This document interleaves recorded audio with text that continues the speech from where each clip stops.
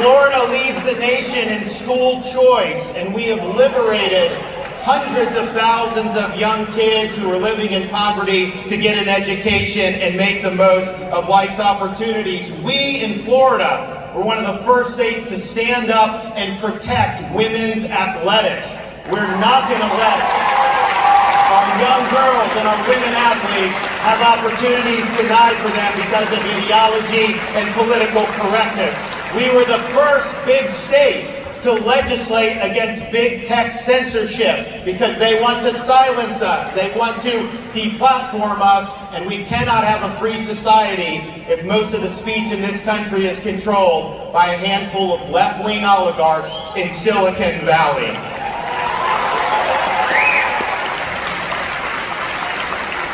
We are a law and order state in the state of Florida. We reject weak-on-crime policies. We reject Soros-funded prosecutors. And we have said, after the 2020 summer riots, we called up the National Guard here immediately. We had law enforcement. We said we are not letting Florida cities burn down, and we didn't. But we've also since then signed the strongest anti-rioting legislation in the country, which says we will not let local governments defund the men and women of law enforcement and put their citizens at risk. And if you riot in the state of Florida, if you loot, if you are engaged in mob violence, this is not going to be like Portland, where they arrest you, take your mugshot, slap you on the wrist, and put you right back on the street to do it again. No, in Florida, you're not getting a slap on the wrist. You are getting the inside of a jail cell.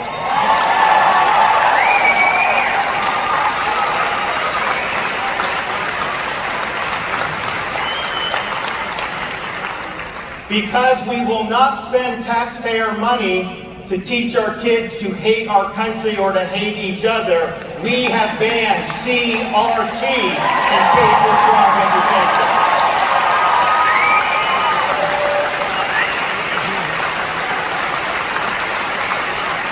And instead, we have the most robust civics education anywhere in the country.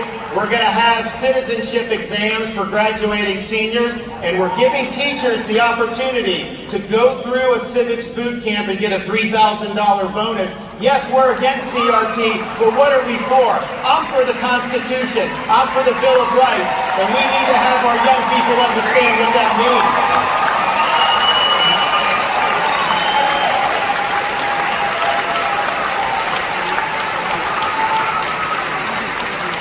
Because the rule of law is paramount, Florida has done more than any other state in the country to ensure the integrity of our elections. One of the first things I did when I became governor back in 2019, when people weren't talking about election integrity, was accept the resignation of the Broward County Supervisor of Election and remove the supervisor from Palm Beach County. We didn't change the rules when COVID came. We followed the law. We counted 99% of the ballots by midnight on election night. It was transparent, it was fair, we did a good job. But we also understood there were a lot of shenanigans in other parts of the country. So last year I signed legislation banning ballot harvesting in the state of Florida. Banning mass mail balloting, unsolicited mail ballots in the state of Florida. And maybe most important, we have banned Zuckerbucks in the state of Florida. We're not going to let a tech titan commandeer the machinery of our elections by pouring hundreds of millions of dollars in for partisan purposes. That will not happen in the state of Florida, and we are doing even more this year. Now, people are coming to Florida, yes, to visit, but also just picking up and moving. We have led the nation in net in-migration since COVID started. But I can tell you, this is not just because we have lower taxes, because we've always had lower taxes. These are people who are fleeing leftist governments in this country and even around the world. People will sometimes ask me, Governor, all these people are moving here from blue states. Are they just going to vote the same way and make our state a blue state basket case like the states they came from? Well, when I got elected governor in 2018, there were almost 300,000 more registered Democrats in the state of Florida than Republicans. And Florida has never had more registered Republicans than Democrats in our history of our state. Today, standing here in February of 2022, there are 82,000 more Republicans registered in the state of Florida.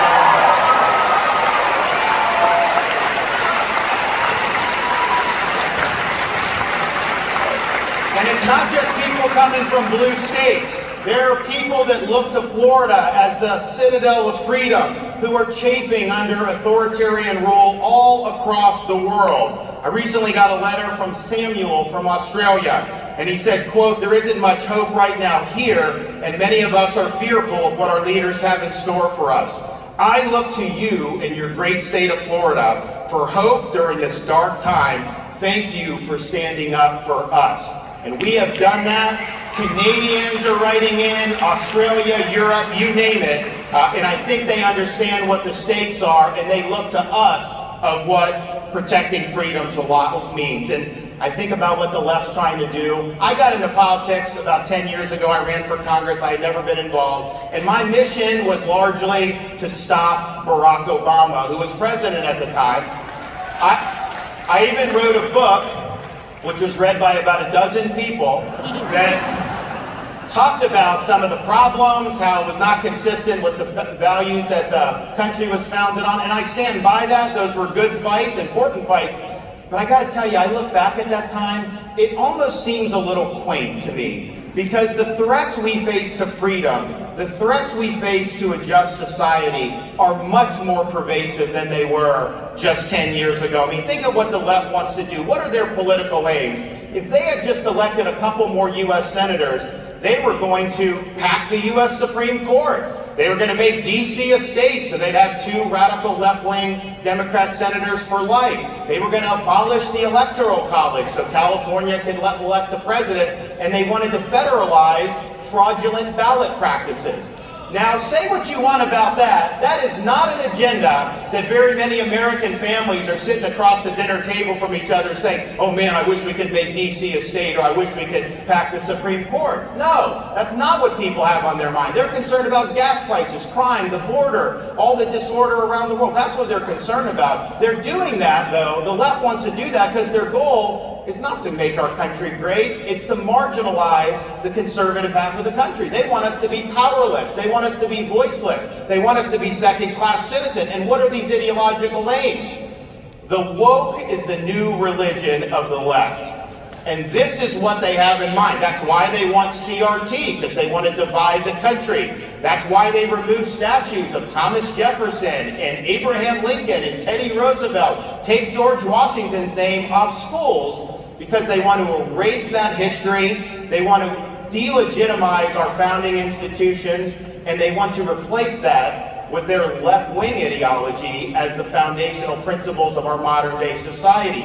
Wokeism is a form of cultural Marxism. It is not just about raising taxes or bad economic policy. It's about tearing at the fabric of our society and trying to replace it with something that will be much, much more sinister. And the problem that we face as conservatives is a lot of major institutions in our country have become infected with this woke virus. You look at academia, do we even need to discuss that? Their main objective now is to impose an ideological worldview on the people that come through their universities. You look at corporate America, they're mentioning it. They're opposing voter ID. Many of them make a lot of money from Chinese slave labor, but they don't want voter ID in the United States. So they are engaging in woke activism. You look at our bureaucracy and how totally off the rails they have become in many different agencies. And it's not just limited to people like Fauci. You have it across the board where this has become a major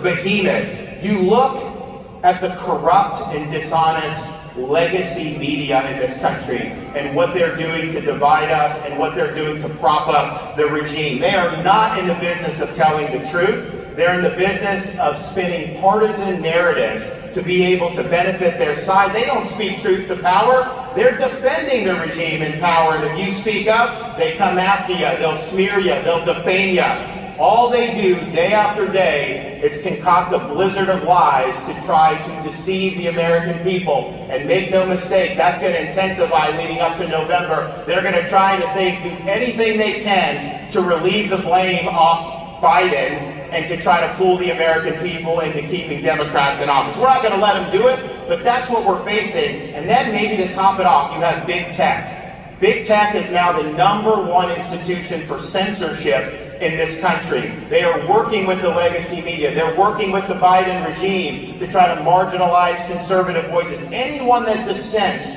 from their orthodoxy is a target. And so this is significant stuff. This is freedom that's being, on all different fronts, that's coming under assault. And so here's where we're at. When you have a society that's veering away from the truth, anybody that stands up and speaks the truth will come under fire. That is going to happen. And so in times like these, there is no substitute for courage. Having the courage to stand up against things like cancel culture, having the courage to reject corporate media narratives, having the courage to take on institutions like big tech, having the courage to stand in the way of the Brandon administration.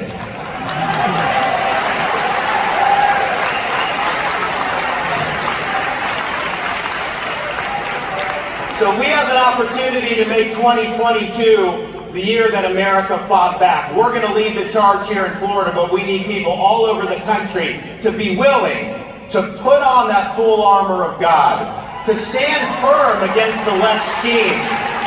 You'll be met with flaming arrows, but the shield of faith will stop them. You will emerge victorious. And so I can tell you this, in Florida, we will be standing our ground. We'll be holding that line. We are not going to back down. We've accomplished more in this state than anyone thought possible, but I can tell you this, we have only begun to fight. Thank you all. God bless you.